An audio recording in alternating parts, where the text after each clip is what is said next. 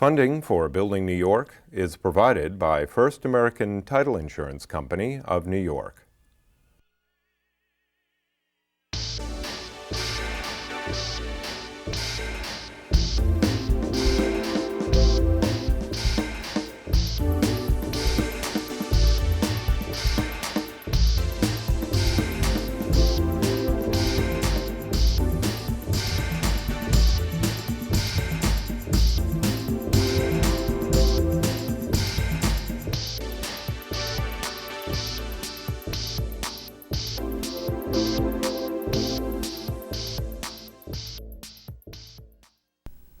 Welcome to Building New York. My name is Michael Stoller.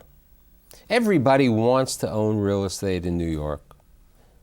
And last year, Bob Knakal's company, Massey Knakal, sold 579 properties, building sites, and a variety of properties for some total of $1.75 billion. Imagine that amount of money sold on properties in the city of New York. Today, I'm lucky to have the chairman and co-founding partner of Massey Knakal Realty, Bob Knakal. Thank you, Michael. It's a pleasure to be here today. How does a guy who grows up in Maywood, New Jersey, who plays baseball in Maywood, goes to the Wharton School of Business, decide to get involved with real estate? Well, it was completely by accident, and I feel very fortunate because real estate, for most people, is a career that is a second, third, or fourth career. And I was very lucky because at the Wharton School in 1980, during my freshman year, I wanted to be an investment banker just like every other student at Wharton wanted to be. So you wanted to be Gordon Gekko, Michael Milken, and you really felt this is where you were going to be. Exactly. Wanted to be the next crappy real estate. That was the market. Right. So I thought that to help my investment banking career, it would be nice to have a summer job that would look good on my resume. So during spring break my freshman year, I went around northern New Jersey, which is where Maywood is, dropping my resume off at every commercial bank and investment bank that I saw. And I was in Hackensack, and I came out of a Payne Weber office, and across the hall I saw Coldwell Banker. And I said to myself, great, another bank. Let me go and drop my resume off, which I did. Later that day, I received a call from someone at Coldwell saying that they'd like to interview me for a summer job the following day. And so, being prudent, I went to the library the day before the interview. There wasn't the internet, so you couldn't check it out at that time. Couldn't check the internet. I had to go to the library to look up Coldwell Banker to see how big this bank was. And when I discovered that it was a real estate company, I almost didn't go on the interview. And probably if you realized that it was a real estate company that was owned by Sears, you would have said, what am I selling, tools and Sears? Exactly. So what happens? You take a job at Coldwell Banker? Yeah, well, they were actually the only ones that had offered an interview for a summer position. So I went on the interview. I took the job, and literally from my first day on the job, I loved it. It was a very energetic environment, a lot of young people working very hard. So what is an 18-year-old or 19-year-old kid doing at Coldwell Banker during the summer? Well, in my first summer, I was doing market research, which entailed essentially driving around Morris County and writing down information on every office building that I saw. And I literally took a Hagstrom map and drove up and down every street and created a log of every commercial property that I encountered. And there was a whole team of people that were doing this in what Coldwell called their data bank program. And I would report in the results every day, and went back my next summer actually to run that summer internship program for Coldwell. And then during my third summer, I actually was an assistant to a senior broker, and I was driving around Morris County showing industrial buildings to tenants and potential buyers. So you wanted to be this investment banker. You spent 3 years, or 3 summers right now. You graduate from Wharton, and then what do? Do you want to go back to Maywood, New Jersey, or Hackensack, or you want to come to the Big Apple? Well, I wanted a bigger challenge, so I don't know what it was specifically that prompted me to want to come work in Manhattan. but I thought it would be exciting and knew that I wanted to come to Manhattan to sell buildings, and interviewed with the manager of the Manhattan office for Coldwell Banker during that third summer, and was offered a position in Manhattan upon graduation.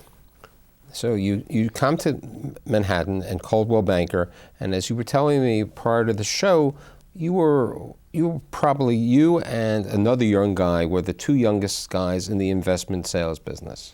Exactly, in our division. Coldwell at the time was the largest commercial broker in the United States. And in our Manhattan office, there were about 50 brokers leasing office space. And there were 4 people at the time who were there that were selling buildings. And that consisted of Paul Massey, who was also just a year out of school, and 3 brokers that were very senior that had about 20, 25 years of experience. And of course, the senior brokers didn't really want to interact with us that much, being that we were right out of school. So from the second day on the job, Paul and I decided that we would work together, become partners, which is really an amazing thing to think that for 22 years I've worked with Paul for 12 hours a day, 6 days a week, and I've never had a fight or an argument with him. So it's really been a very fortunate partnership for me. And when did you and Paul decide, and look at the organization that you've done, you're rated #1 by CoStar in the sales of smaller properties in the city of New York. When did you decide that it was time to go out on your own? Well, I've always been very entrepreneurial by nature. And after a couple of years of successful brokering, Paul and I had thought about the idea of potentially starting our own business. But we really liked Coldwell Banker a lot. And Coldwell Banker is now CB Richard Ellis, of course. But we liked the people there very, very much. So rather than leave, what we did is we made a proposal to senior management to make our division a separate profit center within the company. So at the age of 24, and Paul was what, a year older than you? 26. 26. The two of you, the hotshots over here, go to Coldwell Banker, which is still owned by Sears at that time, and you say, I want to go out there and we want to run our own division. What happened? Well, we put a business plan together, and we didn't get any response. We submitted the business plan to our immediate boss, our regional manager, and the president of the company. And in retrospect, I can understand why they wouldn't make a special deal for 2 young kids who only had a couple of years in. But we didn't get any response, and we thought we would start our own company. We went to Chemical Bank thinking that we had a good track record and the bank would lend us the $500,000 that we needed to start the business. And of course, when we spoke to the bankers, they laughed at us, saying, well, come back to us after your business has been operating for 3 years and maybe we'll give you a couple of bucks. And you know what the interesting situation is? Massey Knakal has been in business all these years, and Chemical Bank is no longer in business. That's true. That's true. You were telling me how, you're the chairman of Massey Knakal, and why wasn't the K before the M? Well, Paul and I had a big argument, not an argument, but a big discussion about that. Clearly, we each had self-interest to have our names first. So what we did is we went out for a cocktail and went to the lobby of the Waldorf Astoria, and we actually flipped quarters on the floor of the Waldorf to determine which name would be first. And we flipped 3 quarters, and it was best 4 out of 7. Paul was heads, I was tails. The first flip came up tails, and the next 4 in a row, Paul won. So the name of the company became Massey Knakal, and fortuitously so, because Knakal is such a difficult name to spell that it's easier to have Massey first. That's November 15th, 1988. Correct. And you find an office in a sublet with shag carpet somewhere. Yep, we were in about 800 square feet at 12 East 52nd Street with a pink shag carpet. And our entire office furniture setup cost us about $1,000, which we had, I guess it was third or fourth hand furniture at that time, but that was our start. What happens in 1989? Well, in 1989, the market started to turn. And after a good year and a half, The market started to soften. So in '89, I think you said you sold 6 buildings? Something like that. And 1990? 1990, we sold 3 buildings. And 1991? Probably 2 or 3 again. How were you able to, I mean, this was a difficult time for the real estate world, and you have 2 young guys who have really, your income is predicated on what you sell and what you can do. How were you able to finance your business during this period of time? Well, we were very industrious and actually went around to every bank in town getting credit card applications. And fortunately, we both had very good credit, but we were able to get credit lines up to about $60,000 on personal credit, and had to draw against those lines completely to pay the rent and keep the lights on and pay our secretary and that kind of thing. So we were in debt quite substantially for the first time in 1990. And we were able to dig ourselves out of that hole with a couple of transactions. And then about a year later, the same thing happened, and we ran those lines up again and still were unable to pay the bills. So very fortunately, a gentleman named Jack Holler was nice enough to lend us $75,000, which we needed to keep the business going. And we had actually gone to a client of ours who we knew was very, very wealthy, a gentleman with a 9-figure net worth, and asked him for $75,000 to keep the doors open. And he was nice enough to offer us the $75,000, provided we gave him 50% of the stock of our business. We didn't think That's what happens when you're in the real estate business. You have to take collateral. That's right. We didn't think that was such a good idea, so we actually offered Jack 25% of the stock in our business for the $75,000 loan. And he was very, very nice to us, and he said, guys, I'm going to give you the $75,000, but I don't want the stock in your business, because there's going to be a day when you're going to be very successful and you're going to regret that you gave me the stock. And in his honor, our Salesperson of the Year award in our Queens office is named after Jack, and I'll always be very indebted to him for bailing us out at that time. Now, you told me that 1992 was really, something happened. There was a change. There was a building that was owned by a finance company in foreclosure, and you did something with it. Tell my audience a little bit about that. Well, that was a transaction that I'll never forget. It was 3 buildings on East 50th Street between 2nd and 3rd Avenue. And they had been foreclosed on, which there were a number of foreclosures going on at that time. They were foreclosed on by Rosenthal and Rosenthal. And Mr. Rosenthal had retained us to market and sell those 3 buildings. We signed a contract to sell them, and at the time, the price was approximately $3 million, and those properties are probably worth 40 or 50 million today. But it was a $3 million transaction that was supposed to close in about 120 days. And about 30 days after the contract was signed, we had already taken the loan from Mr. Holler. We had spent most of that money on bills that we had. And we were kind of trying to figure out how we were going to make it through the next 90 days. And I returned to the office, and I got a call from Stephen Rosenthal, Mr. Rosenthal's son, saying, "Bob, where are you?" And I said, "What are you talking about? I'm in my office." He says, "Well, get over here. I have a check for you. We closed the transaction today. The buyer decided to close early, and I have your commission check." Well, Michael, I got up from my desk, threw my coat on, and I was running down 54th Street, which is where our office was at that time. And Paul happened to be getting out of a cab. And I saw him on the corner of 54th and 3rd, and I said, Paul, you won't believe it. The 50th Street transaction closed, and the check is waiting over at Mr. Rosenthal's office. And we both started jumping up and down, hugging each other, and that was the transaction that got us out of our debt. We were able to pay off the amounts that we had owed.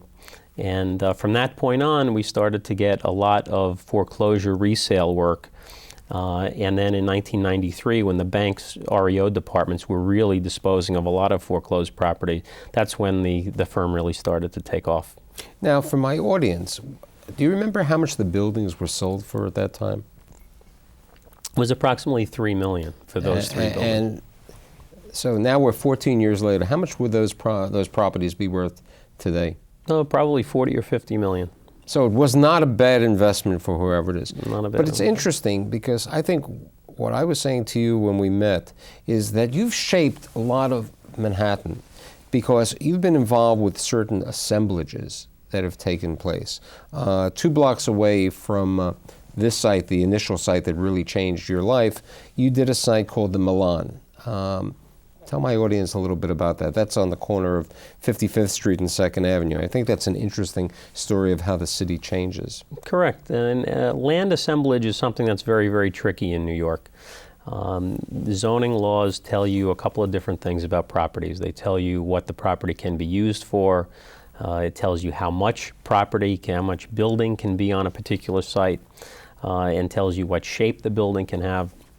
And often there aren't big vacant lots for development, so developers have to take their time, sometimes over years, to acquire properties one at a time and put an entire site together.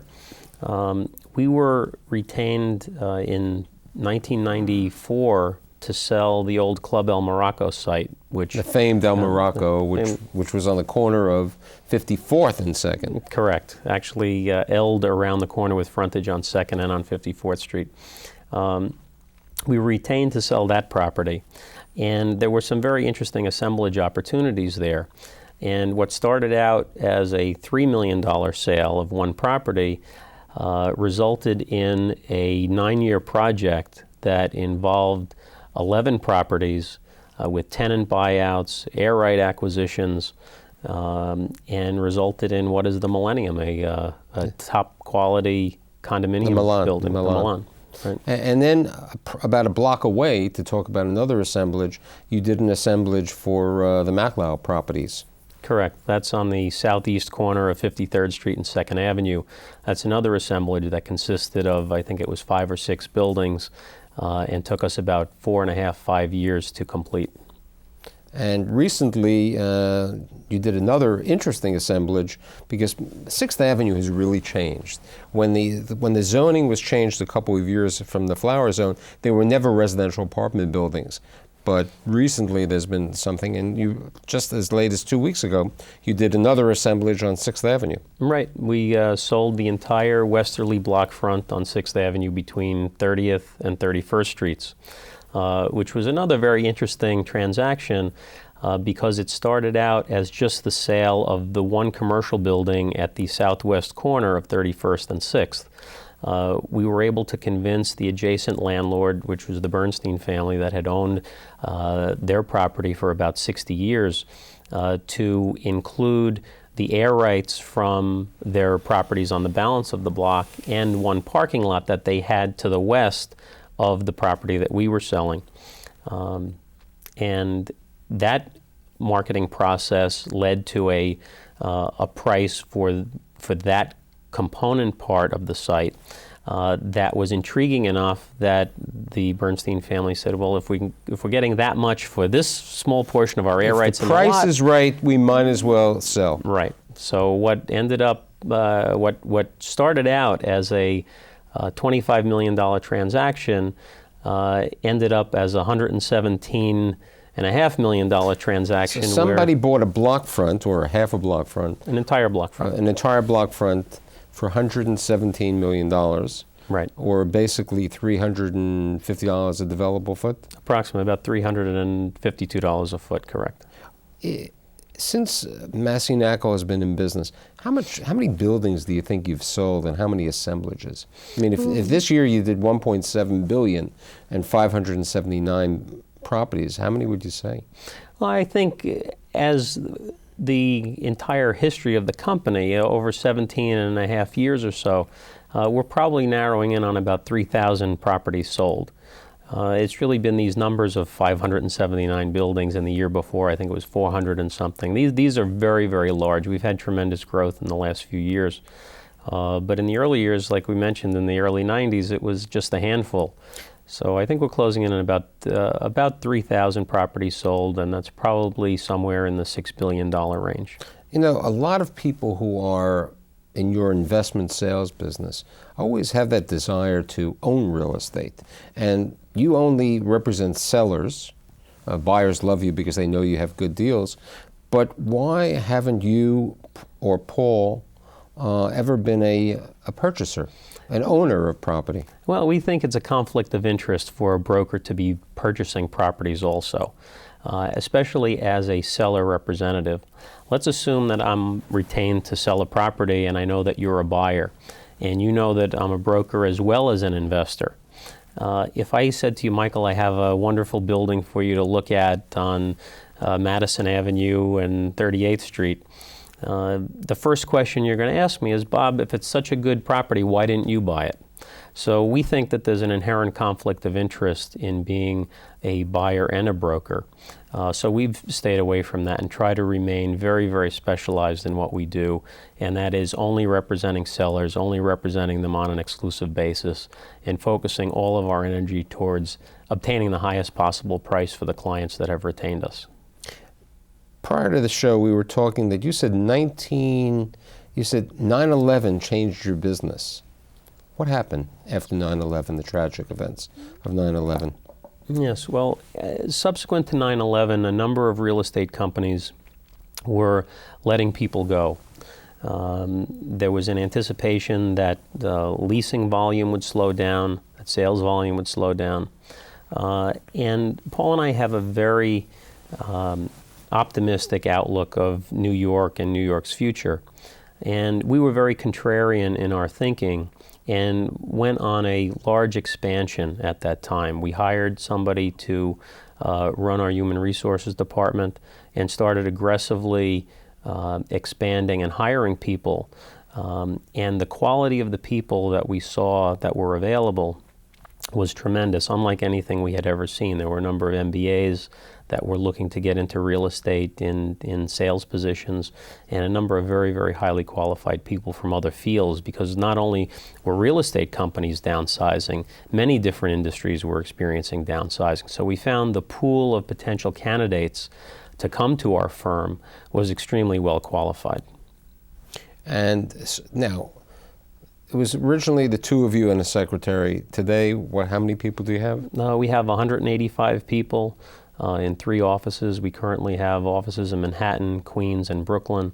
We're currently looking for space in the Bronx because we have a dozen brokers that work out of our Manhattan office that cover the Bronx, but we like to be in the markets that we're serving. We also have a division that covers Staten Island out of our Brooklyn office. And we're very, very bullish on the future of the city. Speaking of bullish on the city, the future of the city, you're involved, I believe, right now in a sale or an of a property in Coney Island. Am I correct? Correct. What do you see happening in Coney Island? Well, the change in Coney Island has been dramatic. It was an area that was overlooked for quite a long period of time. It has a very, very rich history. And it was at one time a hub of commercial activity in that area. And we think that Coney Island is going to regain that prominence.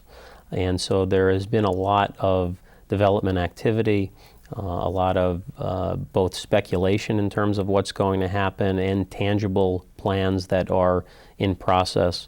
And we think the future of Coney Island is very bright. You've also been on the forefront of Harlem, the resurgence of Harlem. Many people always ask me, where do I see Harlem? And I'm a true advocate of Harlem. What do you feel about Harlem and the Bronx? I think those are 2 areas that may have major growth. Yeah, 2 very fascinating areas, actually. We've seen a resurgence in Harlem that goes way beyond new development on 125th Street. Most people talk about that, but what they don't really talk about so much is the fact that there are condominium projects being developed all over Harlem, that vacant land has tripled in value in the past 2 years, that there are a lot of people moving into Harlem from both outside of New York City as well as other boroughs, people from Queens and Brooklyn wanting to move into Manhattan, and so they've moved into Harlem because it's more affordable than Manhattan south of 96th Street. And so the future is very, very bright for Harlem. With respect to the Bronx, we believe that the Bronx is the borough of the future. If you look at the Bronx relative to its location, its juxtaposition to Westchester, to New Jersey, to the other boroughs. It has tremendous infrastructure. It has relatively affordable values. And we believe that city planning has and will continue to create incentives for zoning changes, for development. City planning has done a wonderful job of creating the incentive to develop areas that have tremendous potential for development. And we believe that in 20 years, if you take the Circle Line around Manhattan, you're going to go past the South Bronx and there'll be high-rise residential buildings there and condominiums with tremendous views of New York City. And we think that the potential is tremendous in the Bronx. You're 43 years of age. You're going to be around in 20 years. Where do you see your company? And another question, would you want your son or daughter to be involved in the real estate business? Okay, well, I don't have any children. I hope to at some point, but if I did, I don't think I'd want them to work at Massey Knakal. I wouldn't mind if they got into the real estate business. I think it's a fascinating business with tremendous opportunity, but I think it's important for children to kind of make their own way in the world. With respect to where I see Massey Knakal in 20 years, I know that Paul and I love running the business. We love selling buildings and probably will still be in that capacity in one form or another. And we'd like the company to continue to grow and expand and create opportunities for people to come in, maximize their potential, and do a good job. So I'd say that with what you and Paul and your people are doing is that you've been shaping the changing face of New York City, and you've really been building New York. And I'd like to thank you for being with me today and hope to see you again. Well, Michael, thanks for having me. It's been a pleasure.